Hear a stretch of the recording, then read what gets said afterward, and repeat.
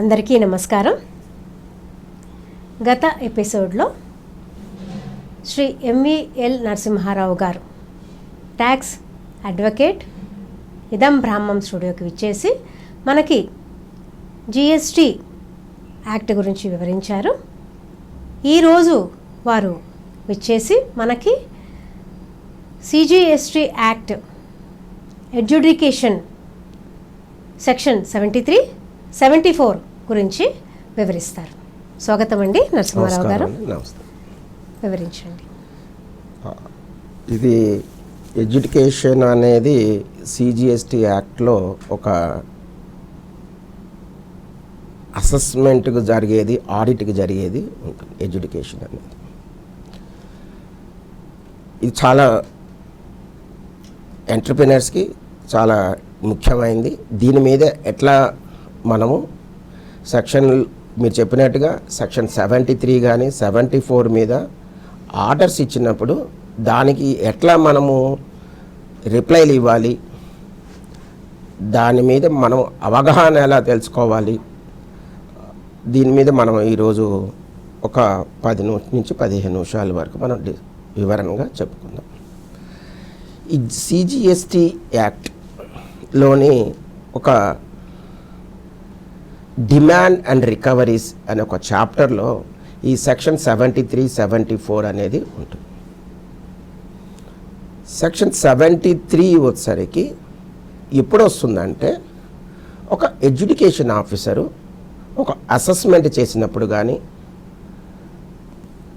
లేదా ఆడిట్ చేసినప్పుడు సెక్షన్ 73 రావచ్చు, లేదా సెక్షన్ 74 రావచ్చు. సెక్షన్ 73 కింద వచ్చినప్పుడు పెనాల్టీస్ కానీ ఇంట్రెస్ట్ కానీ చాలా తక్కువగా ఉంటాయి. ఎప్పుడైతే సెక్షన్ 74 కింద వచ్చినప్పుడు మనకు పెనాల్టీస్ మ్యాక్సిమం 100% వరకు రావడానికి ఛాన్సెస్ ఉన్నాయి. సో ఈరోజు మనము education demand under GST act 2017 గురించి మనం చెప్తున్నప్పుడు సెక్షన్ 73 ఎప్పుడు అప్లై అవుతుందంటే, వితౌట్ ఎనీ అంటే దీనిలో ఏంటంటే reasons other than the fraud and wilful statement and suppressions of the facts. అట్లాగే సెక్షన్ 74 ఎప్పుడు అప్లై అవుతుందంటే, fraud, wilful statement or suppressions ఎప్పుడైతే ఆఫ్ ఎంటర్‌ప్రెన్యూర్ చేశారో అప్పుడు సెక్షన్ 74 వస్తుంది. సరే, ఎడ్యుకేషన్ అసలు ముందు ఎలా జరుగుతుందంటే, ఫస్ట్ సెక్షన్ అసెస్మెంట్ జరుగుతున్నప్పుడు రిటర్న్స్ ఫైల్ చేయలేదు. రిటర్న్స్ ఫైల్ చేయనప్పుడు ఏం చేస్తాడంటే, జనరల్గా మనకు దెర్ ఇస్ సెక్షన్ 59 నుంచి 60, 61, 62, 63 ఇవన్నీ అసెస్మెంట్స్కి సంబంధించిన సెక్షన్స్. ఇక్కడ ఈ సెక్షన్స్లో మనకు ఏంటంటే, ఇప్పుడు కన్సర్న్ ఎంటర్‌ప్రెన్యూర్ కాదు, ఒక ట్యాక్స్ పేయరు రిటర్న్ ఫైల్ చేయలేదు. రిటర్న్ ఫైల్ చేయనప్పుడు ఒక నోటీస్ ఇవ్వడం జరుగుతుంది. నోటీస్ ఇచ్చినప్పుడు నోటీస్కి రిప్లై ఇవ్వలేదు. నోటీస్కి రిప్లై ఇవ్వనప్పుడు ఏమవుతుంది, దానికి ఫర్దర్గా ఒక షోకాజ్ ఇవ్వడం అవుతుంది. ఆ షోకాజ్ ఇచ్చిన తర్వాత షోకాజ్కి రిప్లై ఇవ్వలేదు. ఇవ్వని తర్వాత సెక్షన్ దానిలో ఉన్న మన ఏదైతే అతని దగ్గర ఆఫీసర్ దగ్గర ఉన్న ఇన్ఫర్మేషన్ కానీ ఏదైనా ఉన్నది దాన్ని బేస్ చేసుకొని సెక్షన్ 73 ఇవ్వాలా 74 ఇవ్వాలా అనేది ఆఫీసరు, అసెస్మెంట్ ఆఫీసర్ చేస్తారు. ఇది చేసినప్పుడు అది 73 తీసుకుంటే కనుక దానిలో ఏంటంటే మళ్ళీ ఒక అవకాశం ఇస్తారు ట్యాక్స్ పేరుకి. ఏమని, నీకు ఒక నోటీస్ ఇచ్చాను, ఆ నోటీస్కి రిప్లై ఇవ్వండి. రిప్లై ఇవ్వలేదు. అప్పుడు వాళ్ళు ఏంటంటే ఆ రిప్లై ఒక సెక్షన్ 73 అనేది ఒక మామూలుగా మెటీరియల్ని బట్టి దానిలో ఏం చేస్తారంటే సెక్షన్ 73 కింద నోటీస్ ఇస్తే, షోకాజ్ నోటీస్ కింద ఇస్తే దానికి రిప్లై ఇవ్వని పక్షంలో దాన్ని ఆర్డర్గా జనరేట్ చేస్తారు. దానికి డిఆర్సి, ఇప్పుడు ఏదైతే సెక్షన్ షోకాజ్ కింద ప్రిస్క్రైబ్డ్ ఫామ్ ఒకటి ఉంటుంది, దానికి డిఆర్సి 01 అంటాం.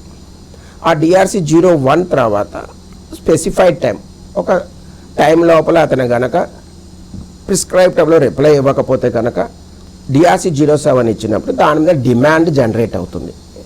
సపోజ్ XYZ అమౌంట్, సపోజ్ 1,00,000 రూపాయలు ఇస్తున్నప్పుడు సెక్షన్ 73 కింద 1,00,000 రూపాయలు డిమాండ్ జనరేట్ చేశారు. 1,00,000 రూపాయ కనుక డిమాండ్ జనరేట్ చేసినప్పుడు దాని మీద సెక్షన్ 73 కింద దీనికన్నా ముందు ఒక చిన్న విషయం నేను చెప్పాలి. ఒకవేళ ట్యాక్స్ పేరు ఎస్సీ అనుకున్న ముందే సెక్షన్ 73కి సెక్షన్ 73లో ఎస్సీ అని ఇచ్చినప్పుడు ఒకవేళ ట్యాక్స్ పేయర్ ముందే ఎక్సీఎన్ టైప్లోనే మనం కట్టేస్తే కనుక దానికి మీద ఇంట్రెస్ట్ పెనాల్టీలు ఏమి ఉండవు. డైరెక్ట్గా మనం ఏదైతే ఉన్నదో ఆ ట్యాక్స్ పేమెంట్ కట్టారు కాబట్టి డ్రాప్ అయిపోతుంది. ఒకవేళ ఎస్సీఎన్ తర్వాత కూడా రిప్లై ఇవ్వని పక్షంలో దానిలో మళ్ళీ మనకు ఒక డిమాండ్ జనరేట్ అయినప్పుడు సెక్షన్ 73 కింద 10% పెనాల్టీ పడుతుంది. యాజ్ యూజువల్గా ఇంట్రెస్ట్ కూడా పడుతుంది. ఇది సెక్షన్ 73కి. అంటే సెక్షన్ ఇప్పుడు మనం ఇందాక అనుకున్నట్టుగా ₹1,00,000 1,00,000 డిమాండ్ వచ్చినప్పుడు 10% డిమాండ్ మనకు పెనాల్టీ పడుతుంది. యాజ్ యూజువల్గా నెంబర్ ఆఫ్ డేస్ ఎంతైతే మన డిమాండ్ జనరేట్ అయిన దగ్గర నుంచి ఈ కట్టినంత వరకు ఏదైతే ఉన్నదో దానికి సంబంధించింది 18% ఇంట్రెస్ట్ కూడా పడుతుంది. ఇది సెక్షన్ 73. దీనిలో సెక్షన్ 73 1, 2, 3, 4, 5 సబ్సెక్షన్స్ ఉంటాయి. దాని ప్రకారము వీళ్ళు ఏంటంటే దానికి ఫస్ట్ సెక్షన్ 73(1)లో వీళ్ళు నోటీస్ ఇవ్వడము, సెక్షన్ 73 డిఫరెంట్ తర్వాత షోకాజ్ ఇవ్వడము, షోకాజ్ ఇచ్చిన తర్వాత దానికి ఆర్డర్ పాస్ చేయడం, ఆర్డర్ పాస్ చేసిన వీళ్ళు దానికి డిమాండ్ పే చేశారా లేదా అనేది. ఒకవేళ డిమాండ్ పే చేయలేదు దాన్ని అలాగే ఉందంటే ఫర్దర్ యాక్షన్స్ ఏం తీసుకుంటారంటే దానికి బ్యాంక్ అటాచ్మెంట్ ఇవ్వడము. బ్యాంక్ అటాచ్మెంట్లో కూడా వాళ్ళకి బ్యాంక్ అటాచ్మెంట్ ఇచ్చిన తర్వాత ఒకవేళ బ్యాంక్ ఫ్రీజ్ అయితే దాన్ని మళ్ళీ డీఫ్రీజ్ చేసుకోవాలంటే మళ్ళీ కన్సర్న్ ఆఫీస్ దగ్గరికి రావడం ఇవన్నీ జరుగుతూ ఉంటుంది ట్యాక్స్ పేర్. ఇది సెక్షన్ 73. సెక్షన్ 74 ఇందాక మనం అనుకున్నట్టుగా అదర్ దాన్ అని మనం ఏంది other than the fraud మిస్స్టేట్మెంటు suppressions కానివంటే అంటే ఇక్కడ ఫ్రాడ్ ఇన్వాల్వ్మెంట్ ఉండి మిస్స్టేట్మెంట్ ఉన్నప్పుడు సప్రెషన్స్ ఉన్నప్పుడు సెక్షన్ 74. ఈ సెక్షన్ 74 అనేది ఏంటంటే కొద్దిగా పెనాల్టీలు ఎక్కువ. అంటే ఇక్కడ he's tax payer itself as a committed as a fraud. అంటే ఏంటంటే ఫేక్ ఇన్వాయిస్ చేయడము, ఇన్ఫర్మేషన్ సప్రెషన్ చేయడము ఇవన్నీ సెక్షన్ 74 కింద వస్తాయి. 17(4) ఏమవుతుందంటే దీనిలో మనకి ఇందాక సెక్షన్ 73లో చెప్పుకున్నప్పుడు పెనాల్టీ అనేది మీరు వితిన్ 30 days లోపల సెక్షన్ 73లో 30 days లోపల పే చేసుకుంటే పెనాల్టీ అనేది ఏమవుతుందంటే ఉండదు మనకు షోకాజ్ ఇచ్చినప్పుడు. తర్వాత ఆర్డర్ పాస్ అయిన తర్వాత పెనాల్టీ అనేది 10% పడుతుంది సెక్షన్ 73లో. కానీ ఇక్కడ ఏంటంటే సెక్షన్ 74లో ఒక్కసారి స్టేట్మెంట్ ఒక్కసారి జనరేట్ అయ్యింది అంటే కనుక అంటే DRC 01A కానివ్వండి 1A అనేది ఇప్పుడు లేదు. ఈ రోజుకి ఫస్ట్ స్టార్టింగ్లో 17, 18, 18, 19, 19, 20, 2021లో 1A అని ఉండేది. అంటే స్పాట్ మెమో అనేవాళ్ళు. ఈ స్పాట్ మెమో అంటే వీళ్ళు ఐడెంటిఫై చేశారు ఈ పెనాల్టీలని. ఈ పెనాల్టీలకు సంబంధించిన ఐడెంటిఫై చేసినప్పుడు పెనాల్టీ కాదు ఇక్కడ డిమాండ్ ఐడెంటిఫై చేసినప్పుడు దాని మీద ముందుగానే స్పాట్ మెమోలో ఇగో ఇంత డిమాండ్ జనరేట్ అయింది మీరు ముందే పే చేసేసుకుంటే మీరు 15%తో మీరు పెనాల్టీ ప్లస్ ఇంట్రెస్ట్ కట్టుకుంటే సరిపోతుంది అని అది 74లో. అంటే 73లో ఏంటి మనకు పెనాల్టీ లేదు ఇంట్రెస్ట్ లేదు. కానీ ఇక్కడ ఏమవుతుందంటే పెనాల్టీ అనేది కంపల్సరీ 15% ఉంటుంది, అలాగే 25% ఉంటుంది, 50% ఉంటుంది, 100% స్టేజ్ వైజ్. షోకాజ్ ఇష్యూ చేశారు 30 days లోపల పేమెంట్ చేశారు 25%, ఆర్డర్ పే చేశారు 30 days లోపల పే చేశారు 50%, తర్వాత ఆర్డర్ 30 days తర్వాత 100% పెనాల్టీ అనేది సెక్షన్ 74. ఇది ఎడ్యుకేషన్. ఎలా వస్తుంది ఎడ్యుకేషన్ అనేది కొద్దిగా వివరంగా ఒక 2 నిమిషాలు చెప్తా దీని మీద.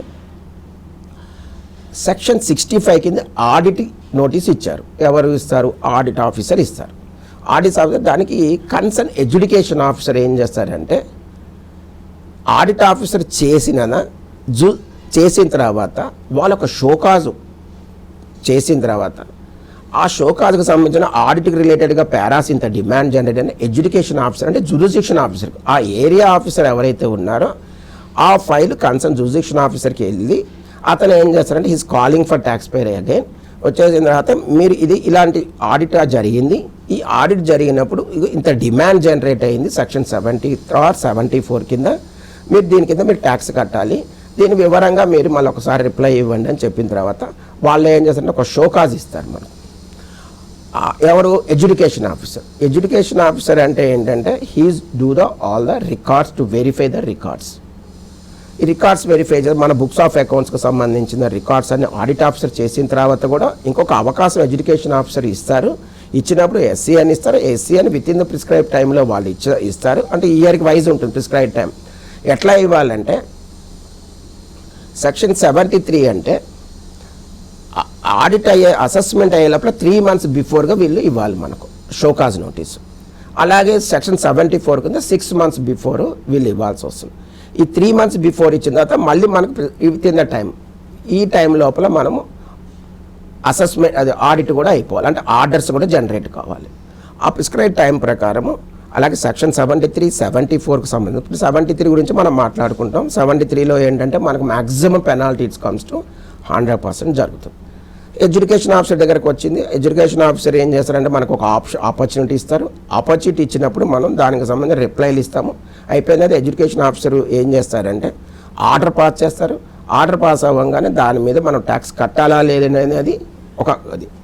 ఒకవేళ ట్యాక్స్ కట్టను అంటే కనుక దాన్ని ఫర్దర్గా దాన్ని ఏం చేయాలి, ముందుకు పోవాలంటే ఏం చేయాలి. ఒకవేళ ట్యాక్స్ పేర్ అయినా అదేంటి ఆ డిమాండ్ ఏదైతే జనరేట్ చేశారో, ఏదైతే ఆర్డర్ అంటే ఇంప్యూమ్డ్ ఆర్డర్ అంటారు దాన్ని, ఆ ఇంప్యూమ్డ్ ఆర్డర్ కనుక జనరేట్ చేసినప్పుడు దాని మీద లయబిలిటీ నేను పే చేయాలా లేదనేది ట్యాక్స్ పేర్ డిసైడ్ చేసుకొని, లేదు ఇది రాంగ్లీ ఇదేదో ఇచ్చిన పారాస్ ప్రకారం వెరిఫై చేసుకొని this real it's not demand, నేను కట్టాల్సిన అవసరం లేదు, సో దీని మీద నేను ట్యాక్స్ కట్టాలని ఫర్దర్గా అతను ఏం చేస్తారంటే ఎడ్యుకేషన్ నుంచి కూడా ఆయన అప్పీల్కి వెళ్ళడానికి అతనికి ఒక అవకాశం ఉంటుంది. అక్కడ వరకు సెక్షన్ 73, 74 అనేది అది ఆ సెక్షన్స్ క్లోజ్ అవుతాయి. దీని తర్వాత అనేది ట్యాక్స్ పే డెసిషన్ తీసుకుంటారు. ఏదైతే he wants to pay the taxes or he want to go for appeal అనేది ట్యాక్స్ పే తీసుకుంటారు.